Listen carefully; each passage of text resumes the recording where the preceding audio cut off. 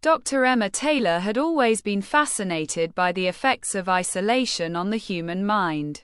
As a leading psychologist, she had spent years studying the phenomenon, but she had never conducted an experiment of this magnitude.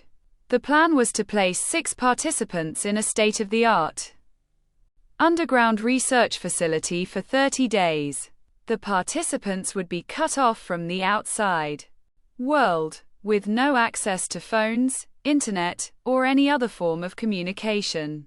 The goal was to study how the human mind would react to prolonged isolation. Would the participants experience hallucinations? Would they turn on each other?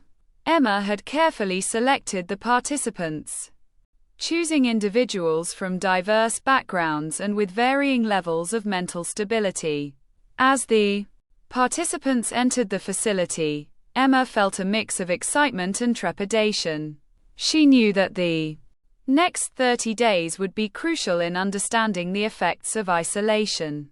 The first few days passed without incident.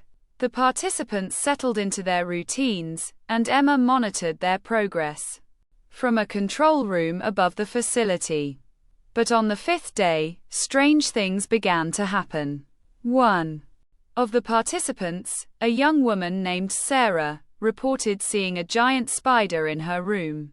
Emma dismissed it as a hallucination, but as the days went by, more participants began to report similar sightings. It started with small things: a faint scratching noise, a glimpse of something moving out of the corner of their eyes. But as the days turned into weeks, the occurrences grew more frequent and more intense. Emma was baffled. She had designed the facility to be bug-free, and she knew that the participants were not experiencing any real paranormal activity. But as she watched the participants' behavior become more erratic, she began to suspect that something was terribly wrong.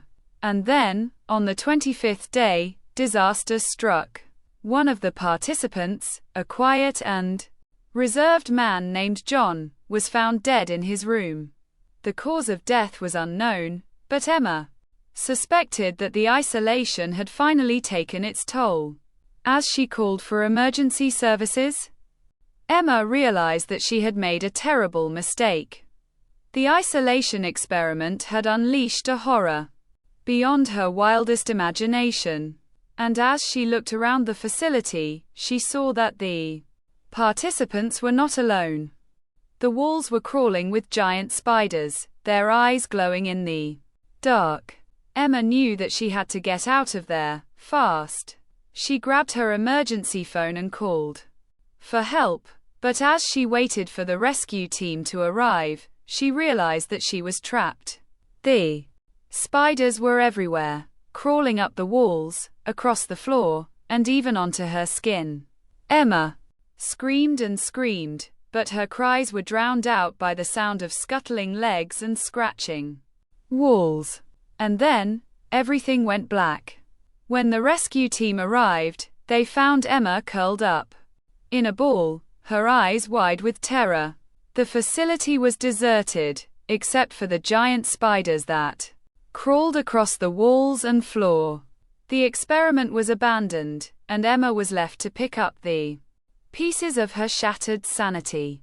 She never spoke of the horrors she experienced in that facility, but the look in her eyes told 1,000 stories.